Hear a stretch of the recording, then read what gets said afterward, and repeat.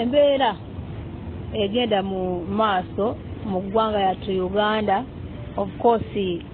ebyokulonda bye bikuta kati nti ebyokunoonya akalulu campaigns zigenda mu maaso ekyaneggulu tulaba abantu ab'enjawulo abanoonya obululu mu biti byabwe eby'enjawulo era tulaba ewabeera wali obutabanguko bintu bingi ebiri mu kuhappeninga kati ngaffe Abannayuganda abali eno ku byeyo byonna ebihappeninga mu nsi yattu Uganda tubirabira ku social media. Amanya yenze Nyondo Rozet olwaleero nga nzize ne muganda waffe agenda okuba nga ate abeeyanjulira era nanoonyezaako omuntu naye asobola kusaidia oba opinion ye ebintu gyabiraba atya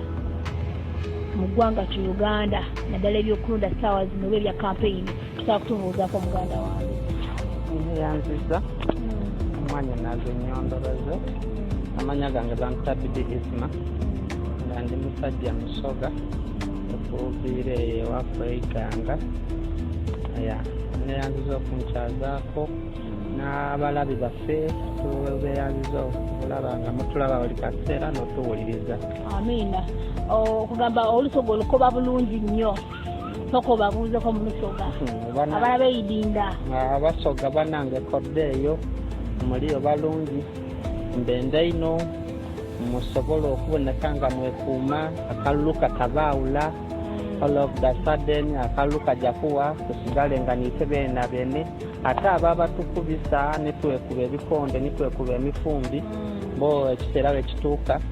babanga bali kwogera kirala era balya ku kirala ife abawagizi twaboneka nga tuli kwetematema ngaaye n'ebyokufunamu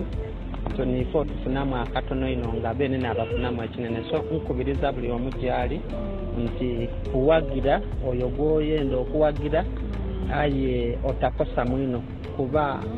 akaluwe kajja okuwa mujasigalanga mukali bantu balala imwe era abaawamu mu mbeera bwekyo bwe nsobola okubakoba nti twekuume gavumenti oba oliawo yetwenda etwaganye nga tukaali balamu aye wonaago okuba nti oli kuba mwino olubale omutolemu eriiso oba oliawo atuuka okufa kidda kuboneka nga kintu kibi kituufu. Kaakati muganda waffe okiraba nti abakulembeze bagenda mu maaso n'okuba nga batalaaga naye nga bw'otunuulira abeesimbyewo ku bwa pulezidenti bakyasinza okuba nga basituka tubala abanoonya obululu tulaba omukulembeze wa NUP then tulaba n'omukulembeze wa NRM abalala baliwa. Of course wetugendera ku trend eriwo kati ku bugole tekubula mperekeze. Of course walina okubeera emperekeze egenda mu maaso mu kintu kino ekigenda mu maaso mu kufuna obukulembeze obunaatutwala emyaka 5 egiddako mu Uganda. Naye nze nga kuwendaba ebintu ndowooza tewali kyamaanyi kigenda kukyuka era teri kyamaanyi kyetusuubira kufuna nga ffe Abannayuganda nga bwe kyali edda ekigenda osigala nga bwe kiri. Kati era n'okyogedde anti buli muntu ne mayindi buli muntu n'enjogera buli muntu naki kiddemu. Ekyo kyengambye kiri bwe kiti nti nga bwe kyali edda era kijja sigala nga kiri bwe kiti olw'ensonga sirabawo kyamaanyi kisobola kukyusa kalulu kaffe ak'Uganda n'obukulembeze mweno mbeera nga bwe kiri ssaawa zino nga bwe kiri ssaawa zino so tujja sigala nga tukyali ku bukulembeze obuliko okusinziira nze ku bwendaba ne polozi bw'oziraba omanyi abantu baffe bo magoma gavugira aliwo andi abalonzi bantu bazibu nnyo. Abalonzi abamu bajja nga bazze kulaba bazinyi bazze kulaba bayimbi kirala nnyo kulya ku muceere kulya ku mmere abamu bajjanga anti kati emikolo egimu gibeerako okugabula emmere ng'abantu abamu bazze kulya ku mmere enjala ebadde baluma so I don't expect kisingakaawo nga bwe kyali bwe kigenda osigala mu gino emyaka 5 gye tulimu. Lwaki oyogera bw'otyo nga waliwo enteekateeka empya kubanga bwe tutunuulira of course tuze tufuna zo oppositions however bw'owulira abantu bagoberanya ebyobufuzi bo bagamba nti ez'opposition tezibadde nga ntuufu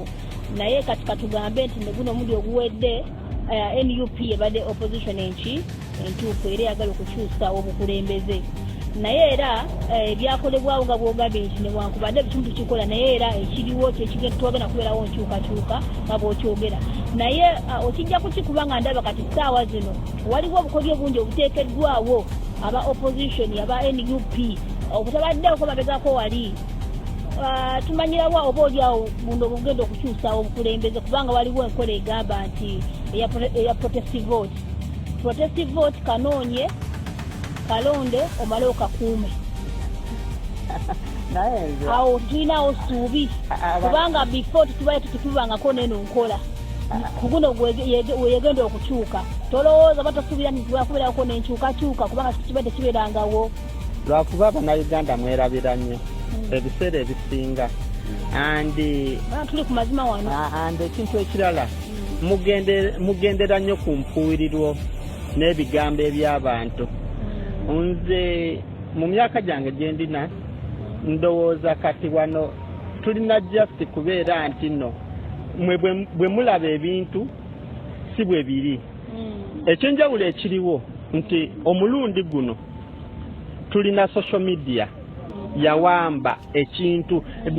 now the world is global tuli mu kyalo kimu kuba kati wali twalindiriranga nti abantu bali mu kunoonya akalu nga tulindirira NTV byetuwadde bukedde byetuwadde UBC byetuwadde byokka kati information tugifuna nga tulina kusiini wennyini nga kati Uganda buli omu munamawulire buli alina smartphone munamawulire kati abantu bakolesa endere y'okubeera nti no kati buli omu eyasoma amawulire ataagasoma avudde mu kisenyi ava mu kulima omukyerego omuvuzi wa booda buli kimu kati baafuuka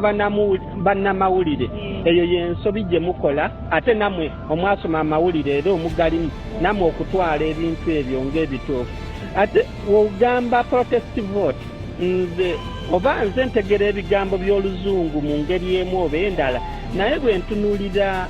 ewaffe e Uganda ku ludda lw'opposition olulina amaanyi ssaawa zino si olwa nuupu teri wadde n'omuntu omu asobola okukolayo kye bayita protest vote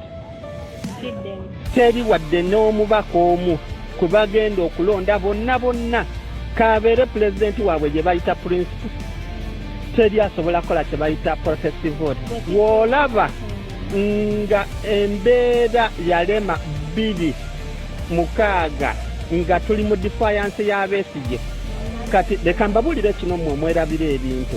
teri opposition yali yabadde n'amaanyi Uganda kusinga FDC mu biseera ebyawoko tuwaaka mukkirize mugaane gavumenti ya Museveni ya President Museveni baali bagisudde era aleme kubeera omusajja oyo leti Samu Omala oyo omusajja ye yalemesa Besigye okulabika nga gavumenti ya President Museveni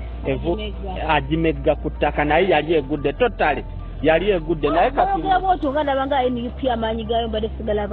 no amaanyi ga NUP gali ku social media naye mu bantu abalonzi kirala nnyo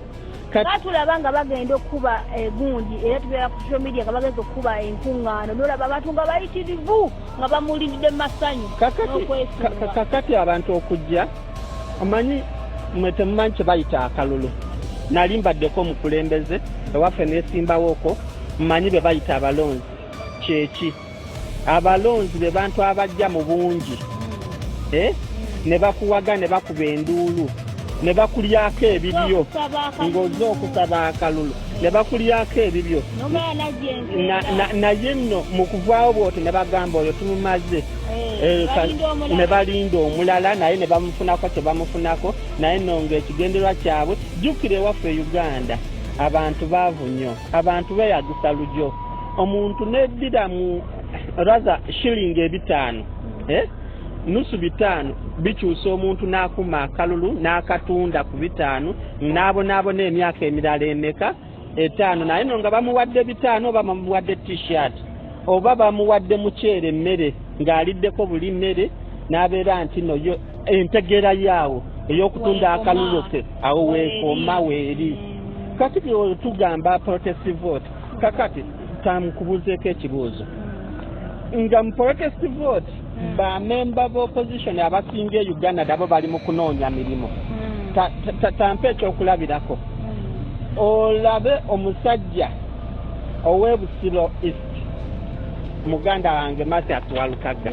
ng'awangudde akalulu amaze okawangula ali ku tallying center ali kulindirira kumulangirira nti nno ayangudde ate aleke okufa ku kiki ekyokugenda mu paramenti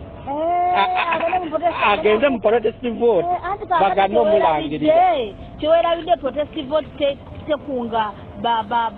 bagundi ba MPs bokka ate sibekunga ekunga abantu nze yalonza akalulu kange eri ku muntu owa wansi omuntu owa bulijjo yegwe olina okanoonya okalonda tomala okakuume kati siba MPs tankubulire kino leadership is taken by organized people nga temuli organized nga tewaliiwo nkola nnungamu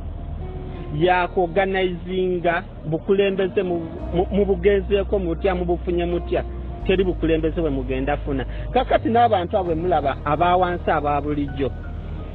teri muntu gye bagenda kubeerawo kufiirira abantu nabo bennyini tebamanyi kye baagala teri muntu gyagenda kugenda ku street bamukube tiyagasi bamukube kibooko ng'afiirira muntu neve ebyo mulimbagana ewaffe e Uganda ekyo tetukisobola ewaffe e Uganda lwaki tetukisobola abantu baavu ekyokubiri abantu tulina amawanga mangi e Uganda tutogera lulimi lumu ebyo ebintu bikolebwa mu nsi nga birina ennimi bbiri oba ssatu oba lumu ennimi entono nnyo naye kati ffe abasoga tunaabeera eri tugamba Kyagulanyi ye twagala omwana waffe abanyankola eri bagamba ekidina kudda waffe ate mujjukire bano abafunye ku kulya ku buyinza bamanyi obuyinza kyeki nabo tebajja kulowooza kutabuti buyinza mu nkola bwe ate mujjukire nti nno kye tulimu kati saawa zino wogenda mu Eastern region oba East Uganda wobala obukulembeze obuliyo obukulembeze bwa Western yonna 6 ez'omu paramenti zisinga 6 z'ewaffe eno ogenda mu Central eno tulina abantu bangi eri balina abantu batono naye ate balina abakulembeze bangi abakola impact ey'amaanyi mu kukyusa obukulembeze teri bukulembeze busobola kyuka nga tekuli bakomanda balina okubeerawo naye gwe weebuuze tulina bakomanda bameka otusobola mulekere okwerimba Eastern Uganda and Central Uganda sizo ezikola Uganda tezisobola kukyusa bukulembeze and awoka awali amaanyi ga nuupu East Uganda and Central Uganda nekyo katutereezeemu bwe twabadde ku interview emu ne Sheikh Mpombo Hassan Darok era twakidiscussingako n'agamba nti abantu baali bamanyi era bali bagamba nti omukulembeze wa NDC obuwagiza bulina mu Central mukka obadde gy'ogambye naye ate n'atunyumirwa n'atugaga kubanga tubona ku social media tulaba yagenze tumanyi buli wagenda ajjuza ate nga bw'okyogeddeko nti ogambye tiesi wona bajja kujja onaava nomula bajja kuba tibajja kujja naye lwaki olwa nti n'omukulembeze wa NRM ate wabanga agenze batobera batono anti kati obuzibu bwa mukulu wange Hassan alina obuzibu bumu olw'okuba ye awagira nnyo abiyogera nga ateseemu feeling y'amaanyi olw'okubeera nti no ekintu ateekamu emotions bwe tuba tutunulira politics we Uganda tujjemu emotions olwo tubuulire abantu ekituufu kye tulina okubabuulira naye Hassan ye akozesa emotions ng'ayogera ku kintu because nti alina obulumi ku gavumenti we yabaayi mutuufu kuba buli omu alina obulumi ku gavumenti kwebyo ebiba tebigenze bulungi kuba naffe tulina obulumi ku gavumenti mu ngeri yaffe naye ffe kye twagala gavumenti etereze ekyo kye tulina okukola omuntu ajagala mu buyinza kye tulina kati sifo tusalawo kuba ati egenda kutereeza biki byalema okutereeza mabegaananga amamyaka ena agayise ebintu bingi byonna kati gwe Rozet kati bw'okyalina essuubi nti no gavumenti esobola okukyusamu netereezaamu anti kati biki byagenda okukyusamu etereezeemu ng'emyaka egiyise mabeganga mwe mulina obuzibu bumu mwajja mu kintu kye mutamanyi bwe twagamba nti tugenze mu nfuga y'ebibiina ebingi gavumenti ekitegeeza Museveni ndowooza oba okitegedde ekyengezaako okugamba naye temwe kati mwatwala ekintu nti nno gavumenti ye Uganda ya Museveni nedda gavumenti yammwe tembabuulire mmwe abawagira NRM kati Museveni ne wavaako leero omukulembeze omulala najja naye nno nga NRM yetutta obuyinza yo yetuyita gavumenti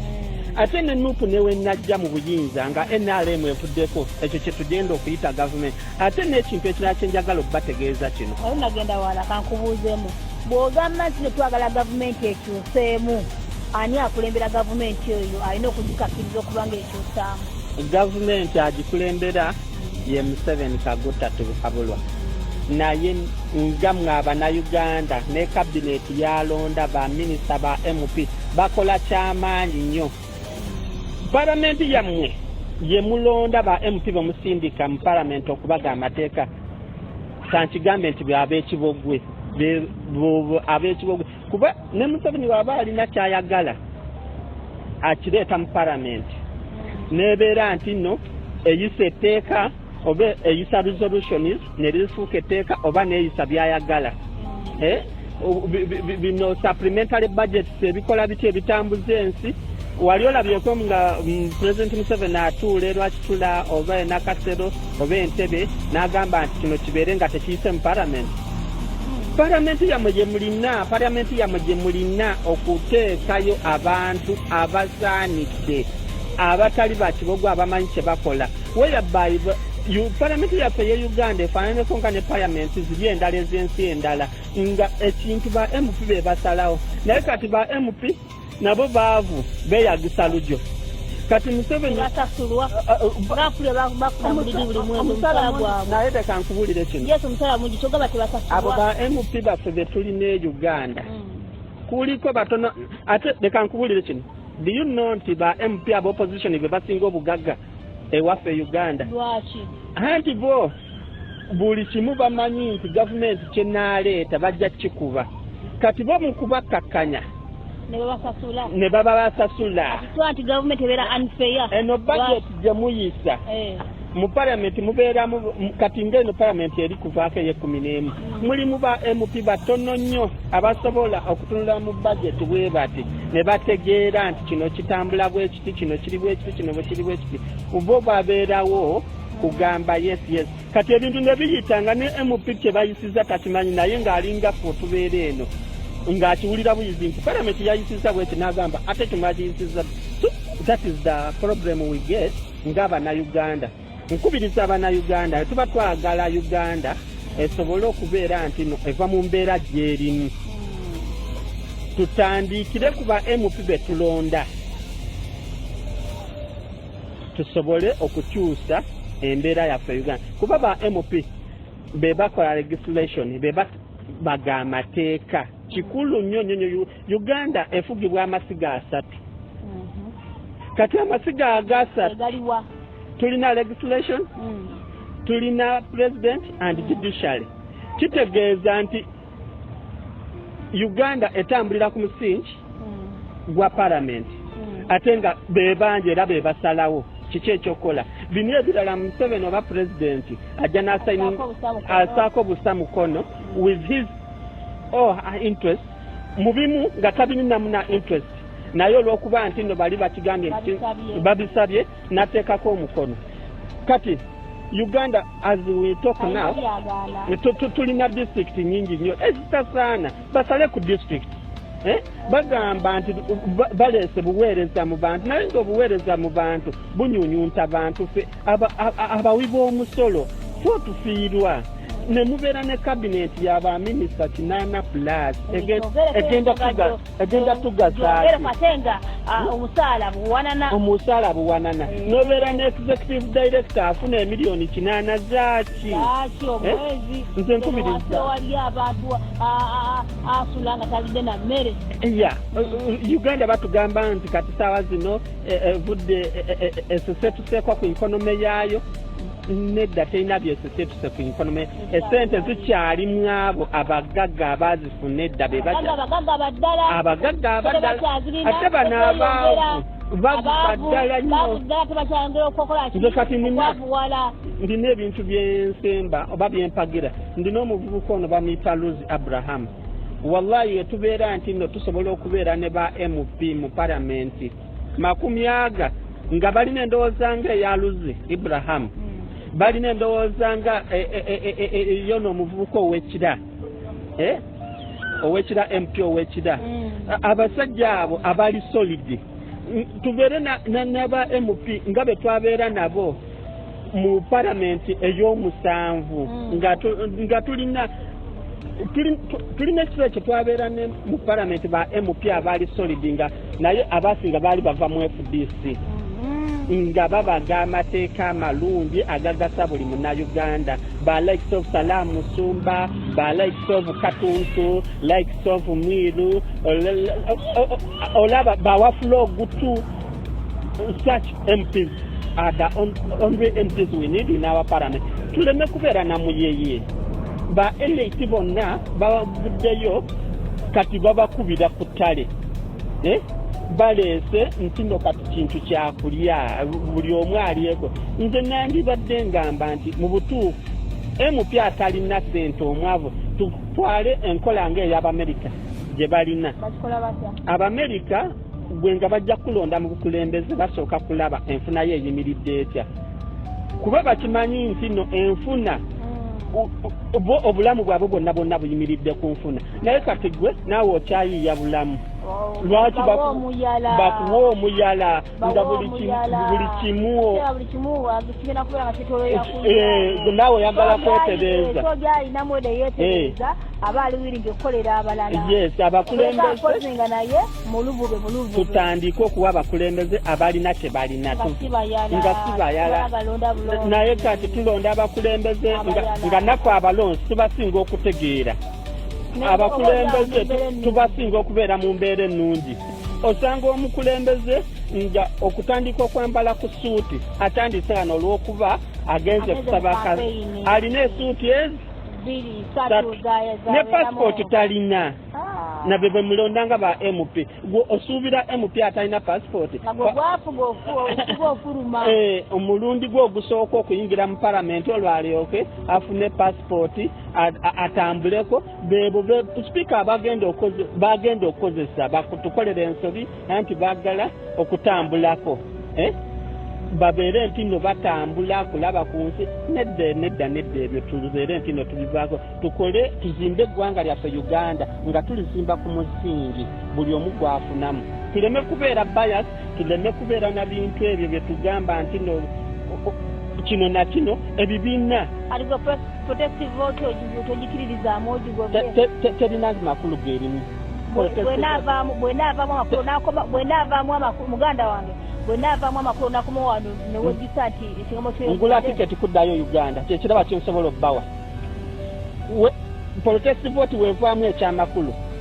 mungobe ku ddungu nzireyo Uganda aziwe kiwo nti mulayira kaseera kaliwe katuuka nkuwe passport yange ogikwate nga munkaka nti no protest vote wenavaamu ekyamakulu genda okole mwendera mbweri yabuze nedda tubeere nti no tukola eggwanga Uganda kakati gwe abalonzi abali eyo embeera ogiraba eri mu Uganda n'abatubira gye bali mwera nga bw'okyogeddeko njagala obuulire abantu abo kiki bateekeddwa okukola abalonzi okusobola okuba mu mbeera yonna eriwo era bw'oba olaba kyenji yeetaagisa oba teyeetaagisa kyenji yandyetaaze naye mu kiseera ekituufu era ku muntu omutuufu akaseera akatuufu kanakatuuka akaseera akatuufu katuuka dda naye kyenji tetunafuna muntu mutuufu Change tetunafuna muntu mutuufu Uganda kugamba nti bannaye obukulembeze mu buwe ekitiibwa si buli omuntu alina kubeera mukulembeze gwe kubeera nti n'oli Munnayuganda oli kusaba kifo ky'obwa pulezidenti naye nonga bwe bakubuuza manifesto yo ojja n'otugamba nti abantu beeruuka mwesimye nnyo bwe naabeera pulezidenti nze nja okubeera nga ndina akakyala akasinga obulungi akato kitugattako kigwe pulezidenti wobeera n'akakyala akato waliwo yali akyogedde pulezidenti wamwe Kyagulanyi ebyo byajja talina omanyi Muganda wange tujjemu ebintu by'okuwaayiriza ate Kyagulanyi nga lwaki sandi mwagadde nga muvubuka munnange ebyo byayogera bya kisirusiru mulekere okwesuddiya muve mu bintu ebyekisiru Uganda bwe tuba tugitereeza kyenkugamba kyekyo omuntu jangu ne manifesto egenda okugasa buli Munnayuganda ebyekisiru tubiveemu bino ebyokuvimba nze nkubiriza mukulu Kyagulanyi ave mu byokuvimba ebyo ebyokuvimba byali eri ng'akyali muyimbi kati ali ku levo ndala takyali muyimbi naye ate ekintu ekirala gwe obeera otya nga oyagala kubeera pulezidenti naye nonga n'omuntu okubeera nti notakkirizaganya just naawe mu ndowooza omuteekako obukyayi obusemba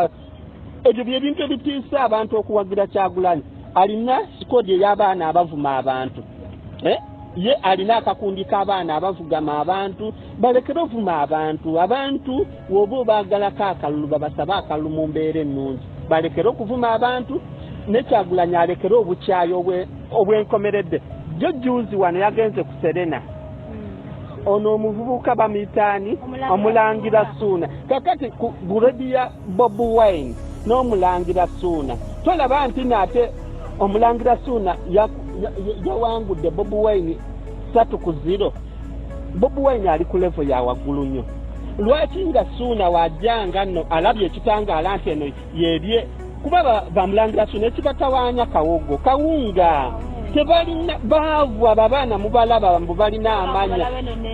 kyova mubalaba batawaana tomanya bwagenda ena naafunayo 20,000 ayimbizeewo famire naye mu kifo ky'okubabuulira ekituufu nti bavubuka bannange kino nakino tukikole bweru ate abateekako busikyayi kati Suuna yabadde akola byaki ebyo ejjo ogamba nti Suuna agise waali amubongeko amuyimbire abeere nti nno naye ate oliwo akavidiyo akalabise ng'amubongabyo byakisirwa nti wabeerawo akavidiyo kaneeno yali tasalawo nti bamukwata nakalabe naye yakoze bwati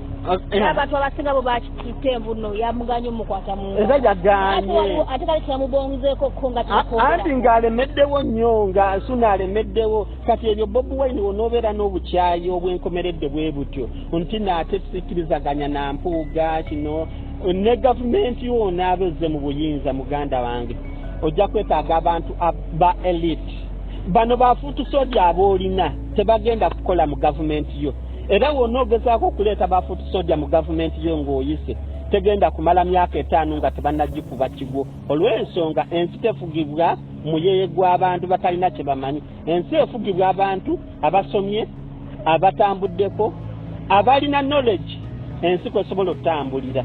naye ye alowooza nti obukulembeze akyabubalira wano mu bidongo levo Kyagulanyi njagala ategeere nti no yava ku levo ey'ebidongo ali ku levo yakubeera presidential material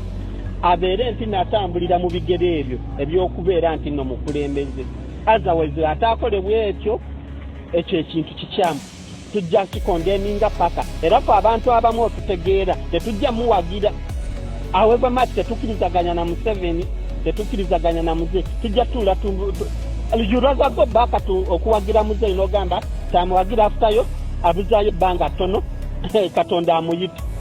okitegeera naye tetujja kubeera mu bya kisirusiru Bob Wine n'akakunsuko bye baagala okulowooza nti no bye bigenda otwala eggwanga mu maaso atereeze Bob Wine ajja kubeera mukulembeze mulungi nnyo singa anaaba atereezeza mu ndowooza ye ne mu mbeera ye balekere obukyayi obwenkomeredde okitegeera ekintu ekyo bano bampuuga singa bukeera ku makya ono omusajja waffe Asumaani ow'ebugiri singa bukeera ku makya Bob Wine abeera nti naafunye obukulembeze abagenda kubatta busi kuba kati abateeseeko embeera buli omu gy'alaba nti mbi nnyo kati mukama wamuyamba n'abeera omukulembeze abo tebajja kuvaluzira so mukubiriza tubeere bwetutyo mu mbeera nakyo okyogeddeko ne omuntu n'abasobola okulaba omuntu amwagala n'atamwagala bw'osobola okusembeza abalabe bo mu nkola y'ebibiina ebingi omanyi ensonga eyateesezaawo leader of opposition mu gavumenti zaffe ezivugibwa enkola y'ebibiina ensonga yateekezaawo leader of opposition oba opposition side kukola checks and balance ku gavumenti kati buli lwe bakola checks and balance eya gavumenti omwo gwe gavumenti neyechekinga nti wawe tukoze obubi nti wano we tukoze obubi neetereeza era egavumenti ezisinga tatugeze balinaano abafu ab'e Kenya mubalaba kino ekibiina ekiyita ate bagenda ne bayita bali ab'opposition ne batula mu gavumenti omwo ne babeera nti bano bakola nabo ne bakola ekisinga okubeera ekirungi era bali ne babawa obuyinza bwabwe obuggwayo ne bategera nti wano obuyinza bwaffe wano we buli era nga gavumenti tasobola kuyisa kintu nga opposition tekirizaganyiza nakyo naye ab'ewaffe malya ga nsimbi Joro Senyonyi si leader of opposition gye tulina babeera eri ne commission ne speaker ne bayisa ebintu nga bakasente bakamuwadde nadde eno n'akuba kerere nti ate kino nakino olumala okufuna akasente nga tena akuba kerere nze mbakubiriza bukubiriza ensi yemunaagibeera nti no mwagala gikulemberera ku mbeera yakubeera nti no mwagala kufunamu ng'abantu tugenda kubeera tutyo paka mu myaka egy'emabega eno Dubai gye tulimu gye tweyagaliramu fo twagiwanga obuyambi njagala okutegeeza nti mu myaka egy'emabegako Busoga yalina cooperatives naye Busoga nga Busoga kulwayo nga Busoga yawako Bungereza obuyambi nga Busoga kulwayo ngewa Bungereza obuyambi okitegeera ati temwagala kusoma buli kimu mwagala to spoon food you mugende musome ebitabo mutegeere Uganda waweevudde ne region temanyiko nti Uganda gavumenti yali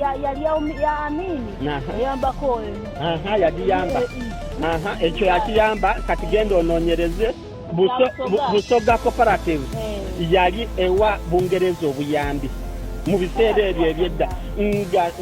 Busoga nga fo tusinga nga tulina esente nyingi ezitudde nga tetulina kye tuzikozesa nga naye nga tuyita mu bulimi na cooperatives nga bye tuyitamu nga buli kimu kiri miraala okitegeera naye kati saawa zino Amini bw'avaayo n'azuukira najja n'alaba Dubai gye yawanga emmere gye yawanga sente enkalu ne Uganda saawa zino ayinza okugamba ati no nzirayo magombe wano ndi ku nsi ndala kyombagamba mmwe abali kweyagala obuyinza the root cause bukulembeze bubi bwanakigwanizi kweyagaliza n'abakulembeze betuwa ab'ekibogwe mwe mugenda ne mubeera nti no mutunuulira muntu omu atenga tali omu gavumenti tekolebwa mu 7 yeeka gavumenti ekolebwa nati byonna yabitekako ekigalo anti kati anaatekako ekigalo nga nawe muna Uganda tokkirizaganya na nsi yo okukula kwe kati wano wooli e Dubai osobola okuwandaawo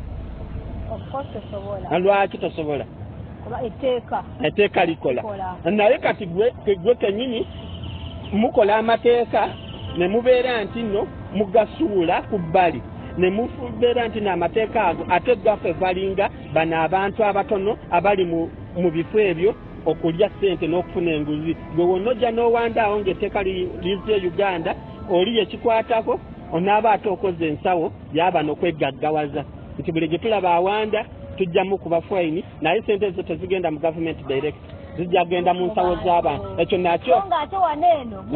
fine egenda direct mu government neyamba abantu kati ekyo fine ezikubwa abagwire ezikubwa abantu waneeno eri one of sources the income it is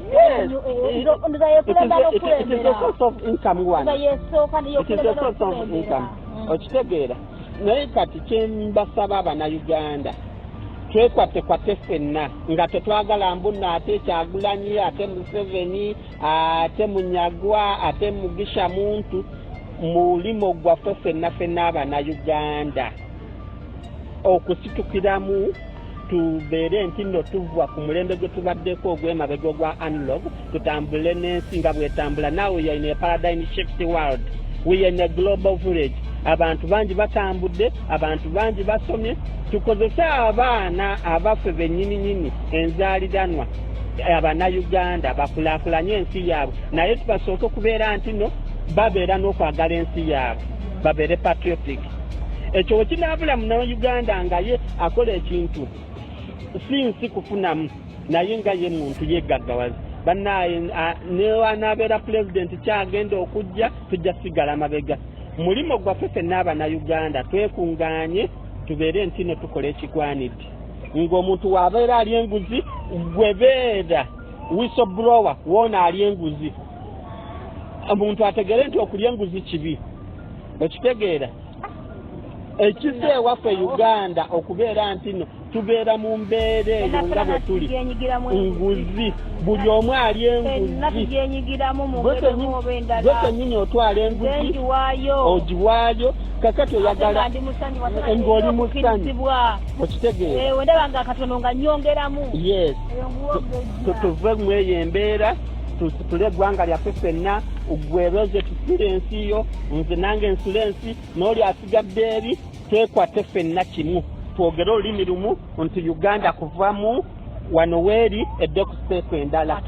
nga tuli wamu ng'abantu Abanayuganda. Muganda wange ebigambo by'obuddemu byonna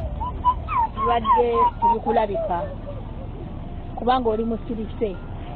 So bagamba even a fool can be considered wise when his mouth is shut.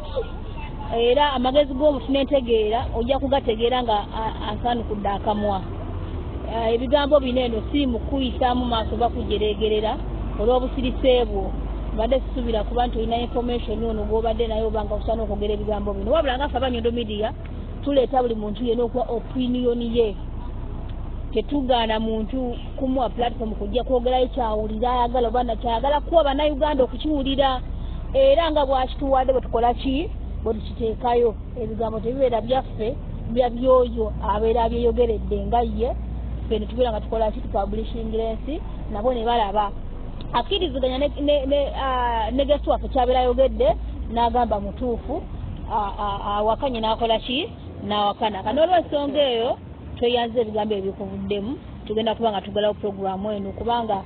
ebyobufuzi bigazi era kyemanyi ohoddeko katono naye nja kusaba bijja kufunamu akadde akalala tubeere nga tukomawo mpolampola tugende nga tusimaasima n'ebirala bye twakola kyetamanyi mpozi kati nkusaba otuweyo okubayita akatalekeka tugalewo programu yaffe akatalekeka kengenda okubawa nja kubiriza Abanayuganda abawangaalira mu UAE nti banange mwekuume. Abasajja baatabuse bali tukwata kutuzaayo ewaka ku mpaka oba olina ebiwandiiko oba tolibirina. Abanayuganda tweyisizaamuko bubi. Nga bakwata omwana alinamuwandiiko ne batugenda bamugamba mboina ebiragalagala mu musaayi obadde okosa ebiragalagala ne bamusaako omusango ne bamugamba gobadde nebiragalagala obadde n'omwegende nga batabikola anti ffe bennyini twatoola obuyisabuyisa bwaffe obw'Uganda obw'oku mizigo eri ne tubuleeta mu basajja bano ne twerabira nti wano si waffe ensi y'abano tugondere amateeka gaabwe tusobole okuwangaala wano tukolere family zaffe zifune kyezirya. Abaana bangi bali wano nga ekyokulya school fees na buli kimu ne development tumujja wano naye banakuzaayo waka nga teweetegese kijja kuzaayo emabega okumala ndowooza emyaka nga 5 ng'oli down tonasobola kusituka kukola kyosaanidde kola. So mbakubiriza Bannayuganda mwenna we muli mwekuume temugenda mu bifo bimenya mateeka mulekere okunywa ice mulekere okunywa omwenge mulekere okugenda ku streets ne muyimirira okwetunda. Abaana ab'obuwala muleetedde Abanayuganda obuzibu kugenda ku street kuyimirira kwetunda. Nkubiriza abantu mwenna musobole okukkirizagana n'amateeka agafuga wano tukkirize nti wano si waffe tugondere amateeka aga wano tubeere ntino tusobola okuwangaalawo. N'enkubiriza n'Abannayuganda nti omwezi gwa January bagenda kulonda ba pulezidenti abagenda batwala emyaka 5 eginaddako okuva 2026 paka 31. Naye mbakubiriza ekintu kimu, akalulu tekakubya munno ekikonde ku liiso. Akalulu kaliyo ebbanga lya myezi 3 kagenda kuggwawo, oli asigale nga mulinaanwawo asigale muganda wo. Nenga bamukubye ekikonde. Nenga bamukubye ekikonde, oli mukumukubye ekikonde. Ali akola bibya yasenteze tagenda kuwadde kasente. Sina kindi. Nawe akubye ekikonde bakututte mukomera omazeeyo emyaka 2. Ekintu ekirala nkubiriza Abannayuganda temubeera na lulimi luvoola bakulembeze ku social media bajja basiba kuba amateeka aga cyber harassment Uganda gye gali gakola naye teganakola olw'okuba nti gwe tonafuna buzibu obwo naye anaamala ofuna obuzibu obwo ne mujja tegeera nti gakola. Mbakubiriza mukozesa social media bulungi. Naawe yene global village ensi yasesetuka wali mu mulembe gwe mwali mumanyi kati ensi omuntu osobola okubeera ewaffe eri eruuka wansi no letter information nga noweiganga oba wejinja tanakitegeera owera ndali n'agitegeera. Mukozesa buli social media, temuvuma abantu, temuvuma bakulembeze, mubaleke omuntu oba tokkirizaganya naye mu bukulembeze oba kugowagira muwe ekitiibwa kya awagire byayagala naawe wagira byoyagala. At the end of it all tujasigala tuli Bannayuganda, tuli baana ba kintu, banna bannambi ffenna. Tetugenda kusenguka mu Uganda emirembe n'emirembe, ate abamu temugenda nafuna chance esoba na boda nti nayingiddeko Kenya. Mujja kusigala nga mufiiriddeyo mu byalo byammwe gye muli, temulwana, akalute kabaawula. Muwagire in a respective way, muweedagane ebitiibwa. Ku lwa Katonda n'ensi yaffe tujja kusigala nga tubaweereza. Tweyanze gye Mukama kutukuumire tunaddamu olundi insha Allah. Amin. Oli mugezi muna byogera bituufu omanyiza ati kati ekijja kye ngenda nakyo.